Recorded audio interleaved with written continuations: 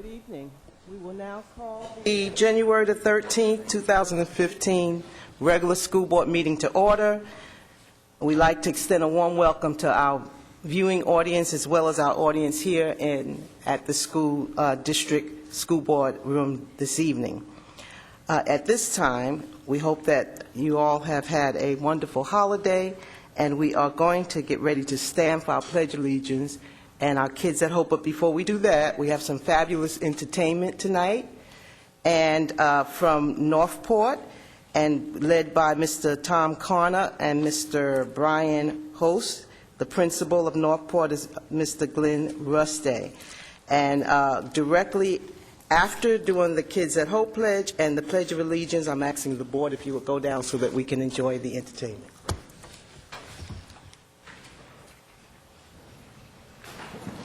I pledge allegiance to the flag of the United States of America and to the republic for which it stands, one nation, under God, indivisible, with liberty and justice for all.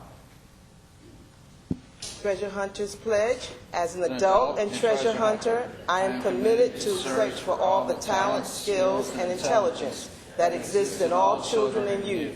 I believe all children are capable of success, no exceptions. May I ask you to please stand? We're going to sing the national anthem today. Up, down.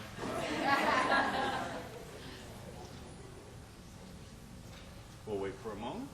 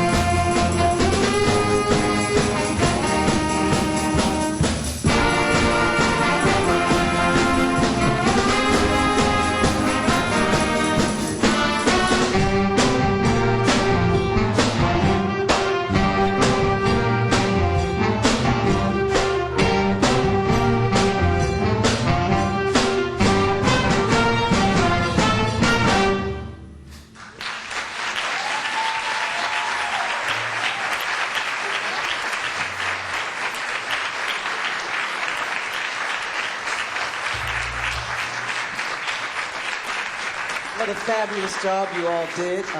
Very professional with those instruments. I wish I could play an instrument, but I can't play an instrument. So how important is that you're getting the skill to learn that? I want to speak with a couple of you, just a couple. I think I'm going to start with these two young men right here. And I'm going to ask you how important it is for you to be able to be a part of the band at Northport. Well, I mean, personally, I think music is great. I mean, I love playing music, and just to be a part of a band is just a great way to express that in a lot of ways. You know, he's a very good speaker, too, isn't he? And it's very important that you young people can represent yourself and speak up for yourself before an audience. So thank you very much for that answer you gave. And young man, you also led a solo, I noticed. How important it is for you to be a part of Northport K through 8th band? It is very important to me because it allows me to express myself during the music and help me to understand different parts of the piece in my understanding. And good job. Parents, would you please stand? Any parents that's here tonight that came to help support and bring these young people here? If you're in the audience, please stand so we can acknowledge you and thank you for your work with your children. Thank you very much.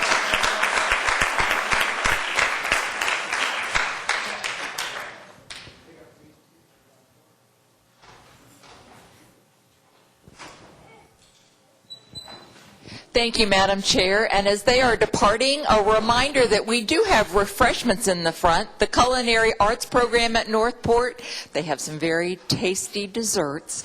So enjoy yourselves, as well as in the display cases, there is artwork from Northport. So very well-rounded art presentation this evening. Thank you. Thank you, Northport, for the performances tonight, as well as the art department, Mrs. Hill, and also the culinary department was led by Mrs. Ellsworth. Thank you so much for coming and entertaining us tonight. I would like to remind our audience that we do have a time for unscheduled speakers. If any would desire to do so, please go to the back and grab a form and make sure you fill it out and bring it directly to us. You will bring it to the left over here next to the superintendent. Mrs. Harrison will take care of those forms. I like to always go over our St. Lucie County Public School District. St. Lucie County Public Schools, in partnership with our parents and community, will become premier centers of knowledge that are organized around students and the work provided to them. Our name will be synonymous with the continuous improvement of student achievement and the success of each individual. Our promise is to move from good to great, focusing on our core business, the creation of challenging, engaging, and satisfying work for each child every day. I will now open up the public hearing. We have before us the proposed adoption amendments to School Board Policy 1.10. Are there any who would like to speak at this time regarding the public hearing item that is presented? Seeing none come forward, Madam Superintendent, we will now receive your recommendations. Yes, ma'am. I recommend the board adopt the proposed amendments to School Board Policy 1.10 and the Student Progression Plan for elementary, middle, and high schools as presented. Thank you, Madam Superintendent. Board members, we now have received the recommendation. May I have a motion? So moved. So moved. So moved by Ms. Hilson, second by Ms. Hensley. All in favor? Aye. Any opposed? Motion carries 5-0. At this time, the public hearing is officially closed. We now move to our special order of business. Mrs. Yost. Yes, ma'am. I'd like to take the liberty of adding a special order of business this evening because we have a special award winner in the audience this evening, and we would like to make certain that she is properly recognized. So if I could ask Ms. Nardi Roughton to come forward, as well as her principal, Ms. Juanita Wright.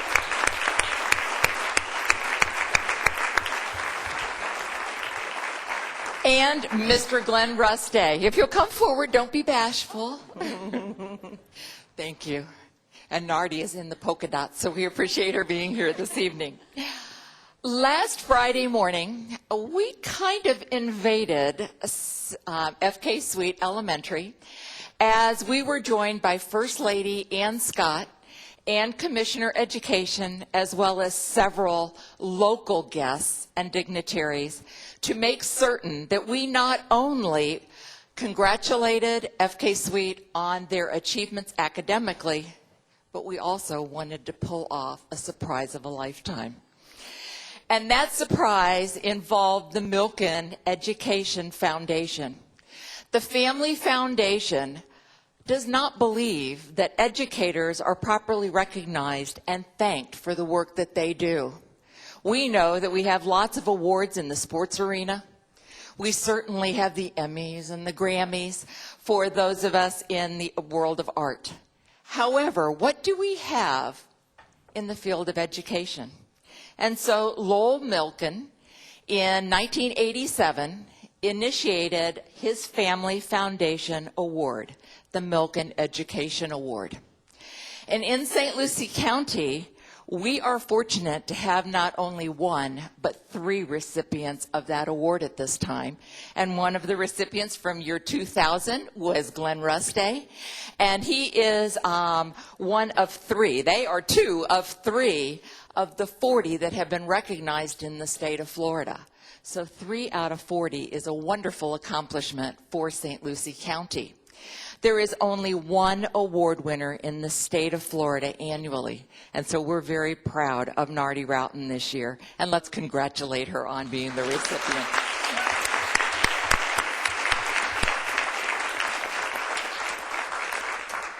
Mrs. Wright, if we were to ask you, what are some of the characteristics that make Ms. Roughton such a wonderful recipient of this honor?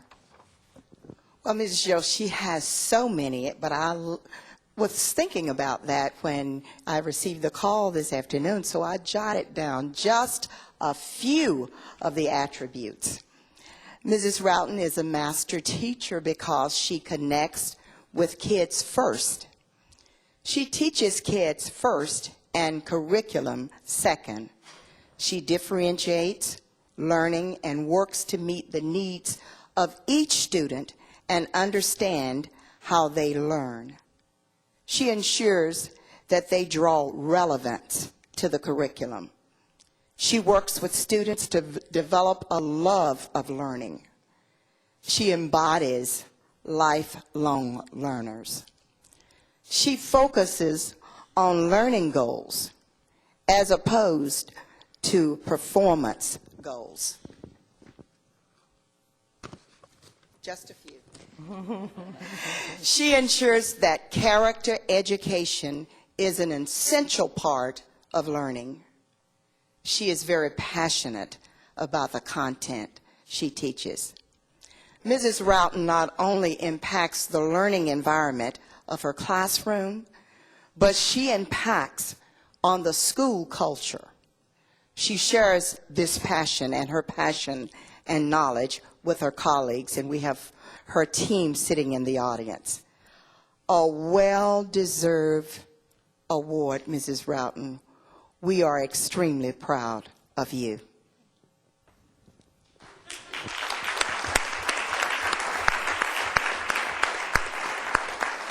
So, Mr. Rustay, hearing about all these attributes that have been bestowed upon Ms. Roughton, what does it mean to be a member of the Milken family when you become a recipient of this award? One of the questions I heard the most on Friday is, how do you become a recipient of the award? And one of the things is that after 15 years, I still do not know exactly how it happens. And I went to their website, and there is no nomination process for the Milken Award. In fact, unsolicited recommendations will be automatically disqualify an educator from consideration. And a Blue Ribbon Committee independently seeks out potential Milken educators and recommends candidates directly to the Milken Family Foundation for consideration. And so, again, it's not something that Mrs. Roughton did. It's not something that any of the Milken educators do. And as you found out on Friday, it's something that's a total surprise. It's a very humbling experience, and it's a huge honor. I also want to find, and I think that they say it again the best, that the Milken educators demonstrate exceptional educational talent as evidenced by outstanding instructional practices in the classroom, school, and the profession, outstanding accomplishment and strong long-range potential for professional and policy leadership, and an engaging and inspiring presence that motivates and impacts students, colleagues, and the community. And again, this, as you just heard from Mrs. Wright, definitely embellishes everything about Mrs. Roughton and everything I know of her as a professional friend and my, 15-plus years of working with Mrs. Roughton since we first started working together in national boards back in, I think, 1999. So, again, it is a huge honor for her and a well-deserved honor as well. Thank you. It is an honor, and as Dr. Jane Foley, Vice President of the Milken Foundation, indicated on Friday morning, their headquarters are in California, and they've been watching St. Lucie County and Mrs. Roughton for a while. We're still not sure how they do that, but we're thrilled that they're taking a look at St. Lucie County and singling out the best teachers within the district. So you're representative of the many, and we thank you and congratulate you. I know it's been a whirlwind since Friday morning. Would you like to share some information with us as to how the experience has progressed and any reflections you may have had since then? Okay, but I need my glasses. First of all, I have to say I am beyond humbled, and I'm honored to be selected. When I went home that weekend and I looked on their site to see what the criteria was, and it's like, what? I don't consider myself that. There's so many teachers in St. Lucie County that could definitely represent our district. There's a quote that I heard, and it goes something like this: if you're passionate about what you do, you will never have to work a day in your life, because it becomes who you are and what you do, and that's how I feel about teaching. And first, I definitely have to thank God for giving me that passion and that desire and that drive and the ability to do what I do. And my colleagues, 4 of them are back there. I love you guys. We work together at FK Suite. But anyway, it reignited a fire, I think. I mean, it's a fire that's never burned out, but it just ignites it. And over the weekend, I started a blog because it's like, okay, what can I share? So I've gotten phone calls. I got an email today to do an interview, and I go to Sebring tomorrow, and it's like, oh my gosh, so when am I going to teach? So, it's been amazing. I still have to pinch myself and ask my husband, did it really happen? So, but thank you very much. Certainly deserving, and I remember your placing the call to your husband, who wasn't answering the phone on Friday morning, so I know it was a surprise to him. She mentioned she's traveling to Sebring tomorrow. She'll be introduced to the State Board of Education, so I know that will be an honor as well. So in closing, let's congratulate Ms. Nardi Roughton one more time. What a wonderful honor, and congratulations again.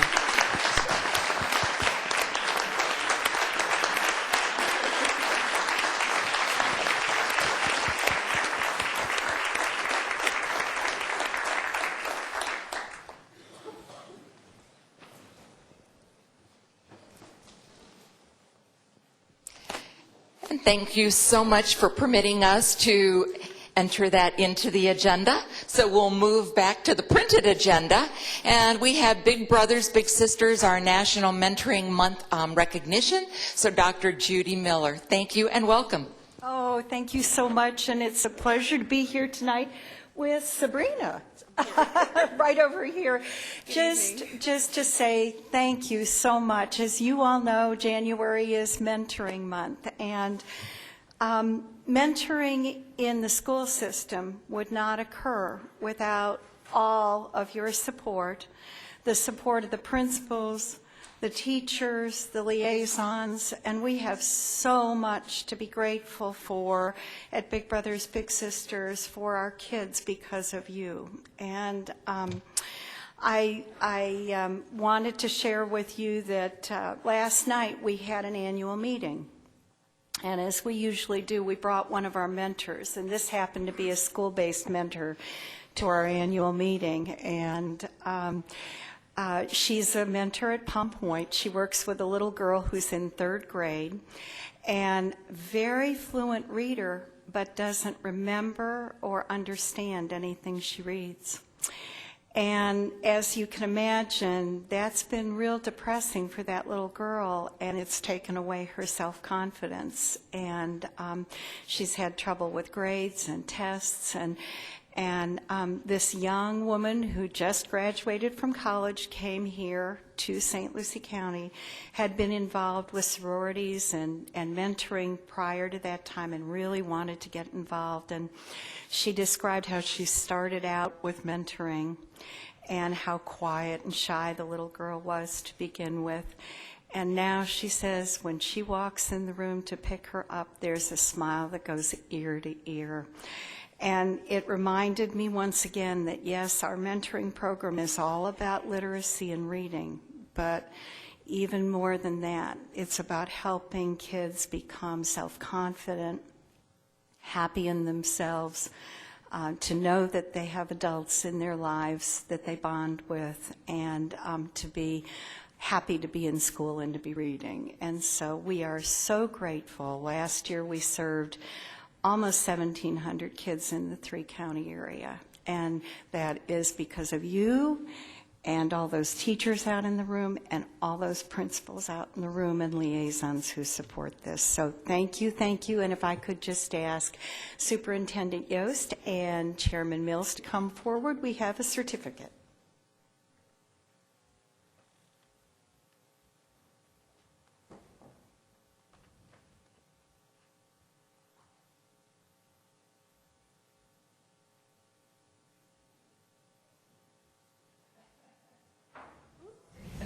Thanks again so much. We need a photo, so. Okay. And if we'll move over to the center just a little bit. They tell me the lighting is better in the center. Well, we need the lighting. Okay. I'll stand on this side.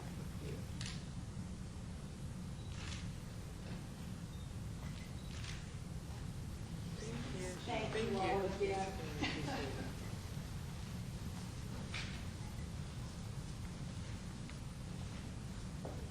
As you indicated, Dr. Miller, the mentoring does make a difference for our students, and we thank Big Brothers Big Sisters for that support.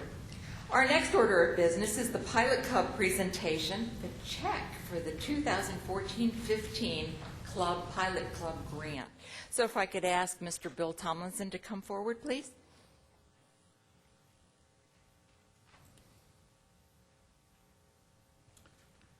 Madam Chair, members of the board, Superintendent Yost, the Pilot Club of Fort Pierce has been a wonderful partner and supporter of exceptional student education in St. Lucie County for 10 years. Over that 10-year period of time, they've provided us with grant monies to help support special activities and classes that aid students in finding employment, develop their job skills, and develop independent living skills. Each year, we've been afforded an opportunity to work alongside the Pilot Club to participate in the grant activities that are supported by this service organization and this wonderful school partner. The local Pilot Club, in association with the Pilot International, has awarded grant monies to our division totaling more than $30,000 over the 10-year period of time. We are very grateful and very appreciative of this honor to work so closely with the Pilot Club of Fort Pierce. If I could ask Lisa Kitzmiller, our transition specialist, to come forward, she will recognize the members of the Pilot Club and accept the donation. Thank you. Good evening, Madam Chair, Madam Superintendent, and board members. Would I ask the Pilot Club members please come forward, and also Evelyn Stover.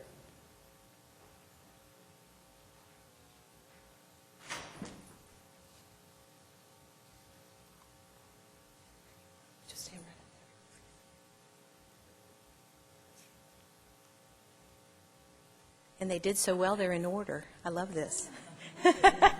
You guys just follow the drill. Janice Smith is the treasurer. Tina Sigmund is one of the directors. Adele Lowe is a member. And we also have Ann Corbin, who is taking pictures to the side. And we also have Evelyn Stover, who is going to head up our Best Buddies program, which is what the grant monies are going to be used for this year. Throughout the 10 years we have been working with the Pilot Club of Fort Pierce, they have participated in several projects for our ESE students. This year, the monies that are provided by the Pilot Club will be used to start a Best Buddies program at Fort Pierce Central High School. Evelyn Stover, the ESE specialist at Fort Pierce Central, will work with the Best Buddies program. We hope this program will be a model for other schools in the future. We are working with Best Buddies in Martin and Palm Beach counties for their support. The Best Buddies program will help students to develop educational and career awareness, leadership skills, social skills, and build friendships. We know many students will benefit from this program.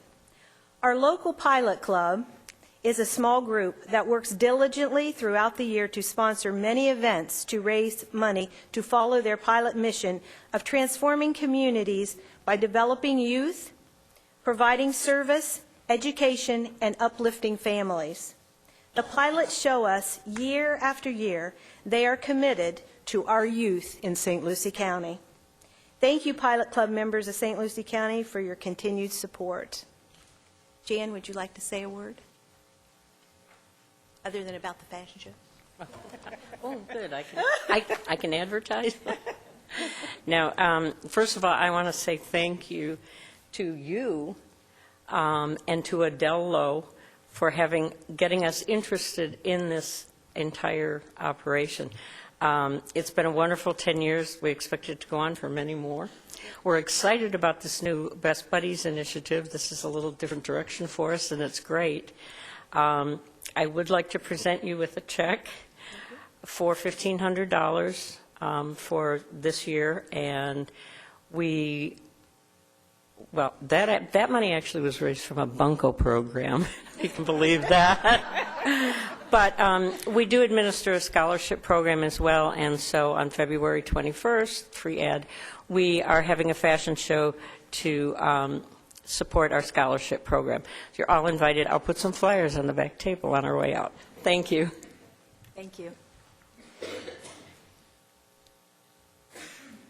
Thank you so much for your support, and I know that Fort Pierce Central will certainly benefit from this grant for the year.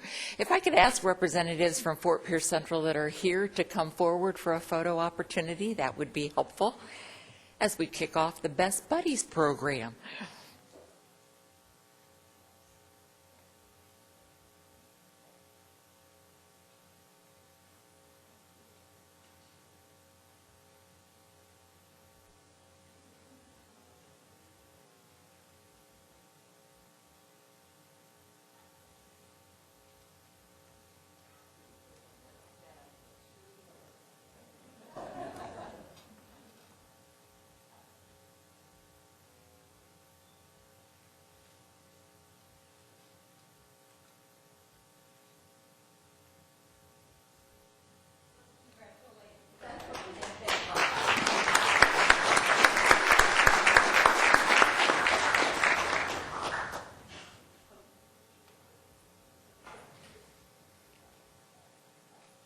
Special thanks and recognition will be next, and that presentation will be offered by Mrs. Patrick this evening. Ms. Patrick?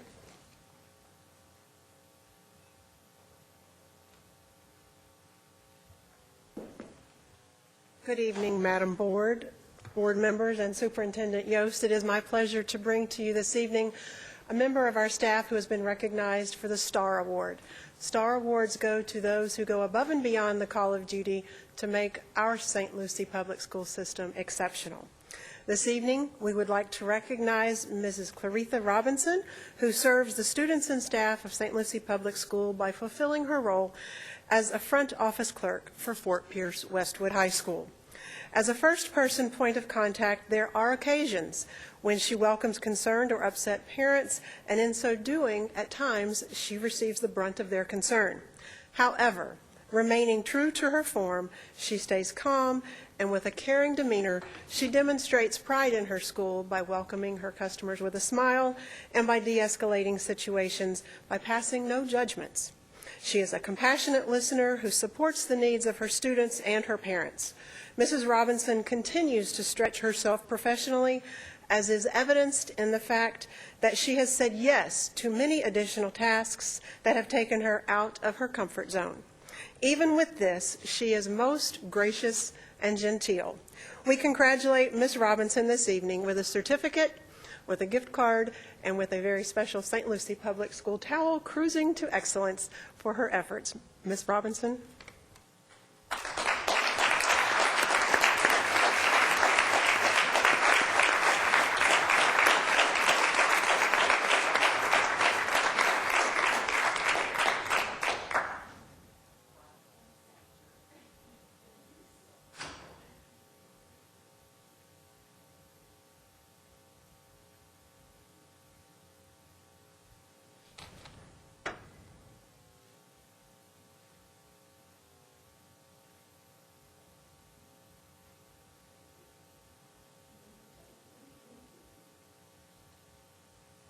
And we thank Ms. Robinson for all she does. And we thank each and every receptionist in the front office, because we do understand that we have to epitomize professionalism no matter what comes our way as folks enter the main office. So thank you, Ms. Robinson.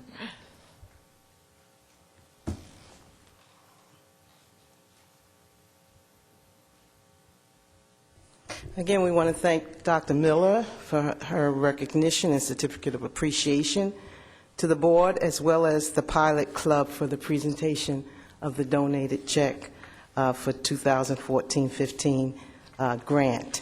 Thank you so very much. Also, I just want to say a little bit about Nadine Rudin. I had the privilege of going to the school to see her receive her award. And I am really proud of St. Lucie County because public schools, because we were chosen out of all the schools in the state of Florida. And so, and it's been 14 years since the last time we were chosen. So this is a pretty big award.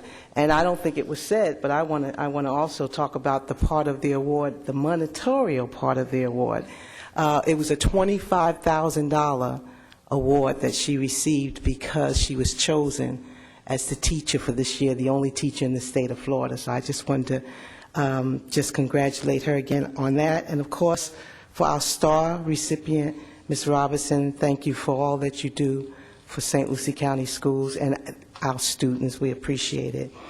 At this time, we're going to ask if, for our CTA report, Mrs. Vicki Rodriguez is here. Would you please come to the podium? Good evening, Vicki. Good evening. I was going to give you a Happy New Year present and tell you I had no report, but then I changed my mind. Happy New Year, Dr. Mills, board members. About a year ago, I stood before you and talked about the concerns the St. Lucie Classroom Teachers Association had about recruitment and retention of teachers in our district. At that time, there were about 50 open positions that had been open since the start of the school year. In addition, a significant percentage of the teachers recruited that year had already resigned or left involuntarily. We asked the district to develop a plan for not just recruiting teachers, but retaining them. We asked the district to conduct exit interviews with those who were leaving to find out why people who moved to the state to take a position in St. Lucie County were leaving, and why those with a long history in St. Lucie County were willing to leave our county and give up their continuing or professional service contract status.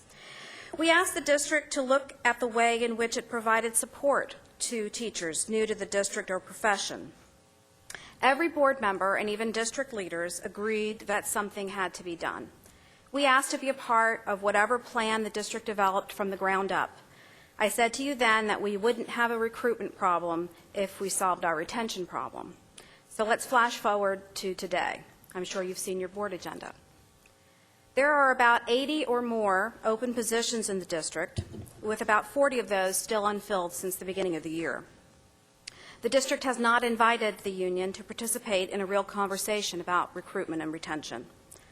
I've personally tried to arrange for exit interviews for teachers leaving our district who just want to tell someone what their experience was as they quit our district after they've moved their entire family here to go work in another district an hour away. Unfortunately, even after multiple attempts to arrange that, no exit interviews have been conducted. There's still no difference in the way the district provides support to new teachers. And in fact, when we met as a union with a group of young under 35 teachers back in October, the majority of them told us they didn't have a mentor or they never had a mentor, and that having to attend the induction meetings was simply another thing on their already overflowing plate. As of today, we have not been invited to any task force or meeting to discuss recruitment and retention in St. Lucie. It's past time when the district leadership and board can poo-poo away what we in the CTA know about why teachers and other critical employees are leaving. We've said it repeatedly. Now, new and veteran teachers are leaving this district for 3 reasons. They feel underappreciated, they're underpaid, and they're unhappy with insurance benefits. Like it or not, that's what they're telling us. So let's look at those 3 things. 2 are really easy to fix. The other is a systemic fix that would require a lot more conversation, which we would really like to have with you, and probably some sort of change that may move some of us out of our comfort zones. So let's start with compensation and benefits. They're the reason people will put up with a less than ideal working environment. If you pay them enough or make an effort to put their pay and benefits as a top priority above all other pet projects, consultants' fees, additional positions, whatever it is, they will continue to work or at least finish out the year. This is the first time since I've been doing this job that I've seen as many people leave mid-year as are doing that right now. But if both compensation and benefits are better somewhere else, and they have their time infringed upon at every turn, and are not teaching but testing and talking about the results of testing day in and day out, and they don't feel like empowered professionals in their own working environment, and they never hear a kind word from their principal or anyone else, then you have a formula for a constant revolving door of unhappy workers. Folks, we have a constant revolving door of unhappy workers. I know you don't want to hear this. I know it pains us. It pains me. Because every year we start out with good intentions. We say we're going to support people, we're going to keep people, and it doesn't happen. But just like hope is not a strategy, neither are good intentions. I have a vested interest in this district. You all know that. I don't live in another county and commute here and send my son to a school somewhere else. I want this district and our teachers and other employees to be solid and consistent and quality, because this is my home. This is where I'm raising my son. This is where he's gone to school since kindergarten, pre-K, even before. Good public schools and the perception of good public schools is economically important to the overall growth and well-being of my home and my son's future, and his future is my priority. The constant revolving door is a financial drain on this district and a waste of taxpayers' dollars. Those are my dollars, too. It's irresponsible for all of us to give lip service to recruitment and retention and yet not make one single change from a year ago to keep people we have recruited. It's exhausting for us in our office to get calls from good teachers, from people I've known for years, who say they've had enough. Brand new people who say the same thing over and over and over again. And whether we think we're supporting them, they don't feel supported. They feel overwhelmed. And another classroom is left without a teacher. And who loses if we don't solve this problem? My son, his friends, all of our kids. The CTA can only stretch out our hand. We can't do it alone.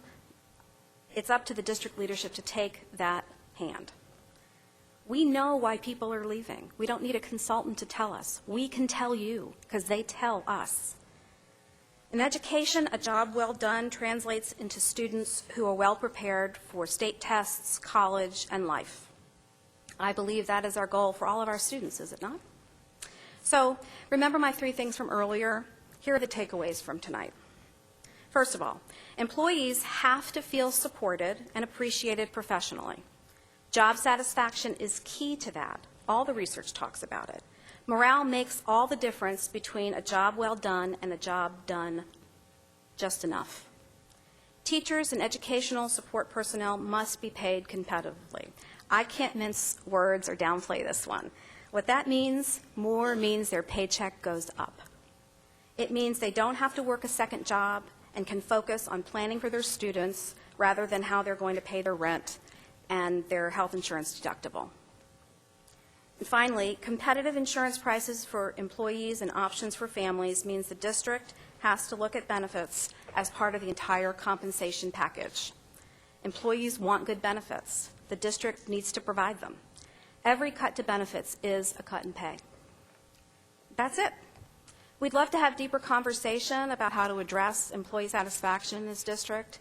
We have these conversations, but not in the sense of, okay, and now we know, and this is what we're going to do about it. We want to have that conversation. We need to have that conversation in this district. It may hurt. It may be uncomfortable, but we've got to have it. But today, there's good news in this. Today, the good news is that both our FTE numbers and the rosy picture, the economic picture that the state's chief economist has painted last week, presents you and district leadership with a golden opportunity tonight to transform words and intentions into meaningful action and demonstrate to our employees that you want them to stay in St. Lucie, because they are not disposable assets. We invest way too much in them. They are your investment. I hope that in whatever deliberations you have over the next few hours and days, you'll be mindful of the power of action over intention. Please get them to stay. Thank you. Thank you, Ms. Rodriguez. Is there anyone here from CWA to? Okay, no report. Okay, thank you, Ms. Vickers. At this time, we move to our consent agenda. Board members, we have the agenda before us. Can I get a motion to accept the agenda? So moved. So moved by Mr. Ingersoll. Second by Ms. Harley. All in favor? Any opposed? Okay, Superintendent Yost, may we have your recommendation? Yes, ma'am. I recommend the board approve a total of 20 consent agenda items, beginning with 8.1 and ending with 16.2, as presented. Board members, are there anyone that has a conflict of interest, a comment on an item for discussion and separate vote? I do have a conflict of interest. I ask that 16.2 be pulled for separate vote. I ask the superintendent to amend her recommendation. I will gladly do so. I recommend the board approve a total of 19 consent agenda items, beginning with 8.1 and ending with 16.1 as presented. Call for motion. So moved. And second. I am abstaining from this vote because my daughter is currently the executive director for the roundtable, and therefore I will abstain from voting on item 16.2. All in favor? Aye. Any opposed? For the record, I have abstained. So we have voted on 19 consent agenda items, 18.1 through 16.2. We need to also vote, I recommend the board approve 16.2 as presented, and I believe that's the one you've indicated a conflict of interest with. Yes. Can we hear a motion? Second. So moved by Ms. Hilson, second by Mr. Ingersoll. All in favor? Aye. Any opposed? Motion carries 4-0. Madam Chair, just so that the record clearly reflects that you are able to vote on the first 19 items through 16.1, so you Yes. would be an affirmative vote reflected by all 5 members on the first 19, 16.2, affirmative vote of 4 members with you abstaining. Yes, sir. Thank you. Thank you, Attorney. Other business. We now come to our other business, stipulation findings of fact, conclusions of law and penalty, and final orders, number 479 through 487. Madam Superintendent, your recommendations. I recommend that the board approve the stipulated findings of fact, conclusions of law and penalty, and final orders, the 479 through 487. Thank you, board members. Superintendent recommendation is before us. So moved by Ms. Hensley, second by Ms. Harley. All in favor? Aye. Any opposed? Motion carries 5-0. We move on to our reports. It's time for superintendent reports. Ms. Yost. Yes, ma'am. First of all, welcome back. Happy New Year to our viewing audience as well as those who are present today. It's been an exciting year thus far as we've concluded our first week.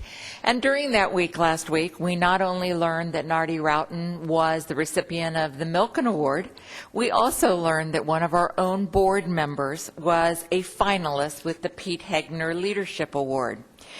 The EDC, Economic Development Council, began with 16 nominations, and they have reduced the 16 to 3 finalists.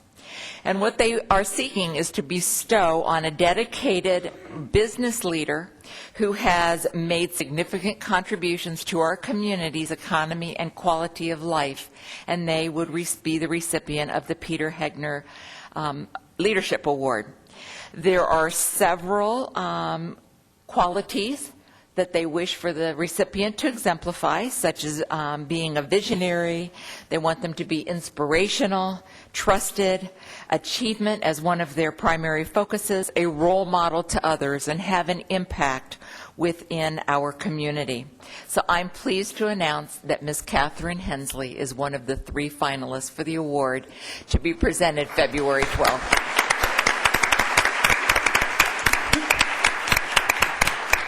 Congratulations, Ms. Hensley. You're welcome. We had a learning lunch today, and I'd like to thank all of our schools that permitted teachers and students to attend. It was a very quiet group today, but they did share lots of interesting information regarding your schools and how much they truly believe that they are a part of a family, not only at one, but every one of the participants today, the staff members, indicated that they feel supported at your schools and believe that if they need to reach out for support from the administration or their colleagues, that it is available. So thank you for all you do. And I know it's difficult, especially if you're in the furthest north or southern school, to release teachers to participate and to transport students. We appreciate the input that they offer. So with that said, thank you so much, and once again, Happy New Year. Attorney Harold, do you have any report? Okay, we're going to move on to our school board members' report. We will begin with Ms. Hawley tonight. Well, thank you, and my Happy New Year wishes to all of you as well. This is an exciting month with an awful lot of things going on, and we, as a board, look forward to being in a lot of your schools for Literacy Month and being able to read to students. We have Martin Luther King activities coming up next week, and just a multitude of activities and ways to participate in schools. So I just implore you to keep the invitations coming to us. We love to be part of your schools, and thank you for the opportunity. Okay. Thank you, Ms. Hawley. Mr. Ingersoll? Yes, ma'am. I know I missed the meeting this morning, but I have to agree with Ms. Rodriguez, and I've been saying this for probably 6 or 7 years, is that we do need to come up with some type of That's what I said. I missed the meeting this morning. I admit it, that we do have to come up with an exit interview system, not just for teachers, but for all employees, too. And I know that we stressed that probably this morning. Hopefully the union was there this morning to listen to the workshop. Oops.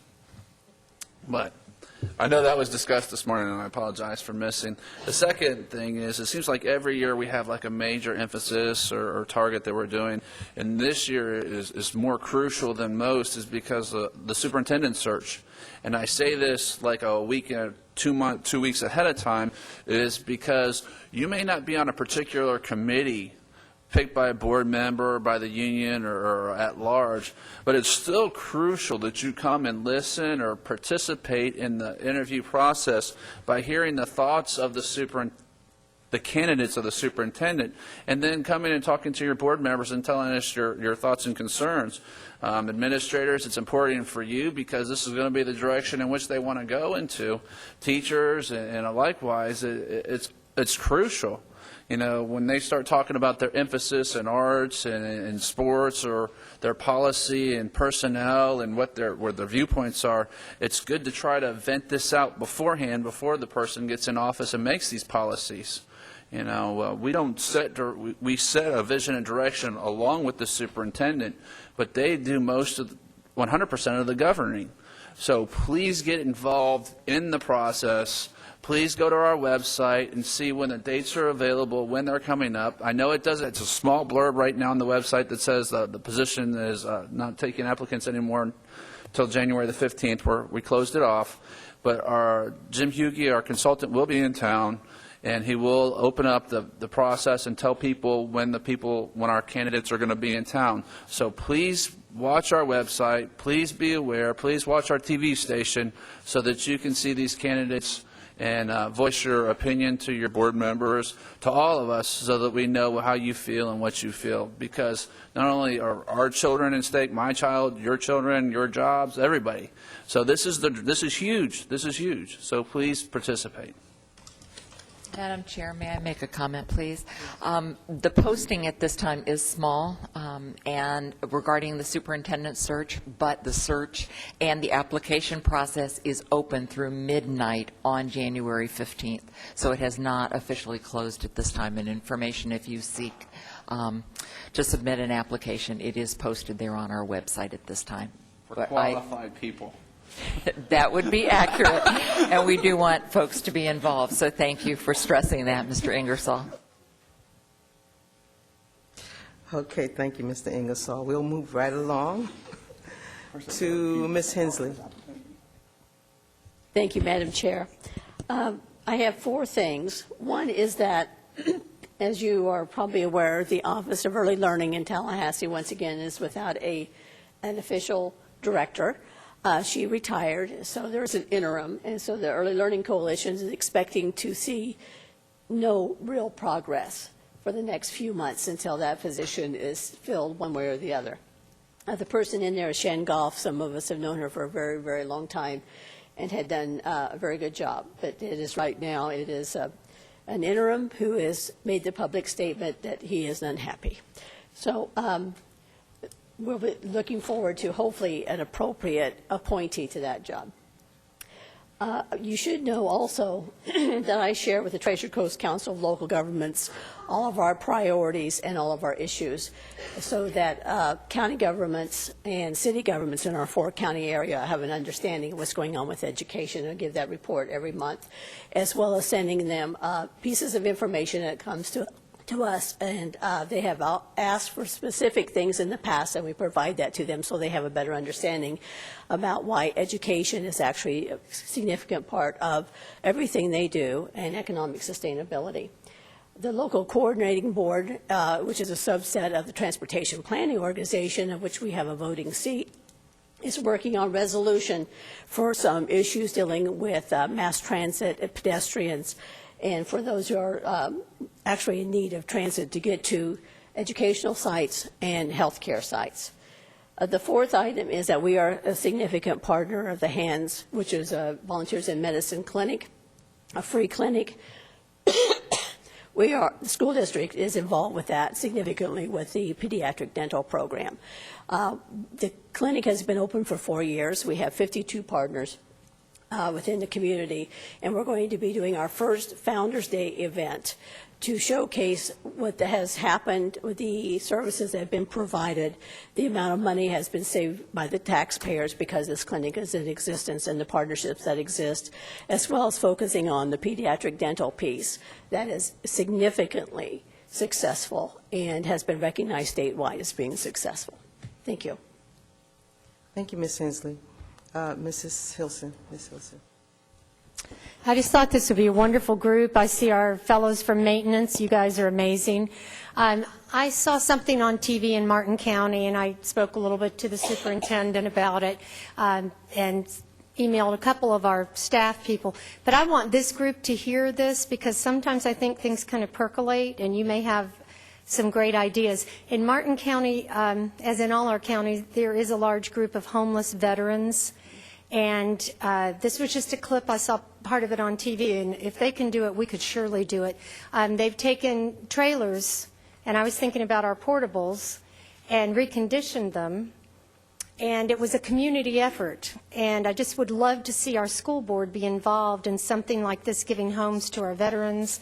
And I even thought about Port St. Lucie High, where we have high school students that are involved in all the trades. And it just might be a wonderful opportunity for us to think about something like this, giving back in our community, and the school board could be part of that. So I'm going to try and find out more information about that, but I think it's just a really exciting thing that we could give back to our community. Thank you. Thank you, Ms. Hilson. I want to mention our work sessions this morning. They were very informative.